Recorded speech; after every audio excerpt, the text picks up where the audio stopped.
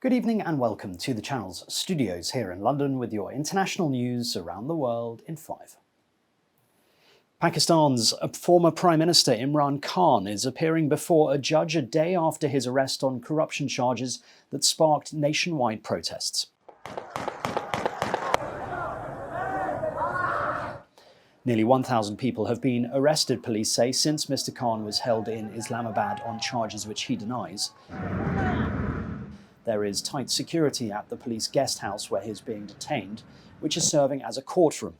The arrest dramatically escalated a political battle between Mr. Khan and Pakistan's powerful military. Conviction would disqualify him from standing in the next election.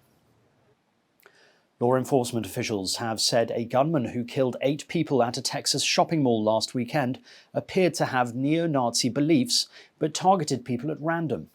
Police said the 33-year-old suspect appeared to have chosen his victims with no regard for their race or sex.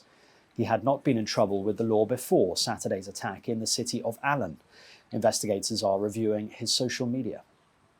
The big question that we're dealing with right now is what's his motive? Why did he do this? Well, the big question is we don't know. That's what the investigation is trying to find out. We do know that he had neo-Nazi ideation. He had patches, he had tattoos, even his signature, verified that. That's one thing we do know.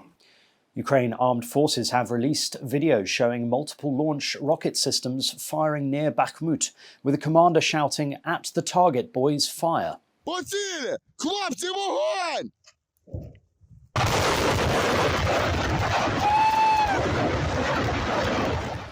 Ukrainian President Volodymyr Zelensky said on Tuesday Russian forces had failed to capture the eastern city of Bakhmut before the May the 9th Russian holiday.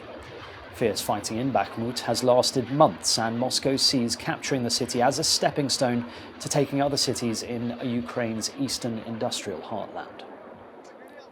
2 visitors and 2 security guards have been killed in a gun attack near Africa's oldest synagogue on the Tunisian island of Jerba. The attack took place during an annual pilgrimage to the island, which attracts Jewish visitors from Europe and Israel. The guard reportedly shot dead his partner before opening fire on visitors and security forces near the synagogue before being killed himself. His motivation was not clear. One of the visitors killed is a French national. 4 other visitors and 5 members of the security forces were injured. It's been a rare day at the Vatican as 2 popes shared the limelight in St. Peter's Square, Pope Francis and His Holiness Pope Tawadros II of the Coptic Orthodox Church.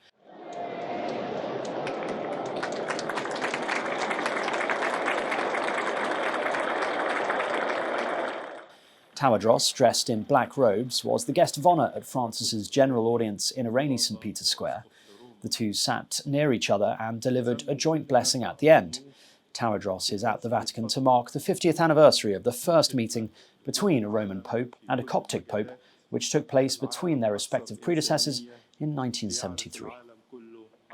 Protesters have interrupted the 63rd annual General Volkswagen meeting by throwing cake. Hans-Dieter Posch was making a speech at the meeting.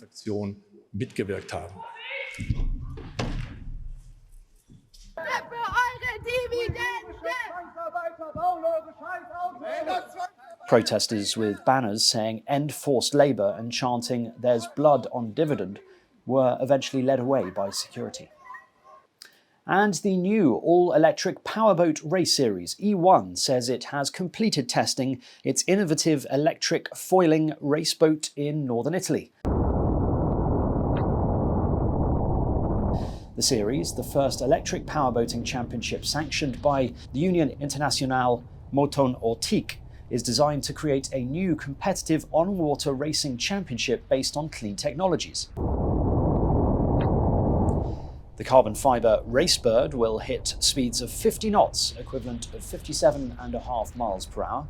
10 teams will include 2 pilots, 1 male, 1 female, and will be owned by sports royalty, including tennis star Rafa Nadal and Red Bull's Sergio Perez. And that's your international news around the world in 5. Now back to the channel's studios in Lagos.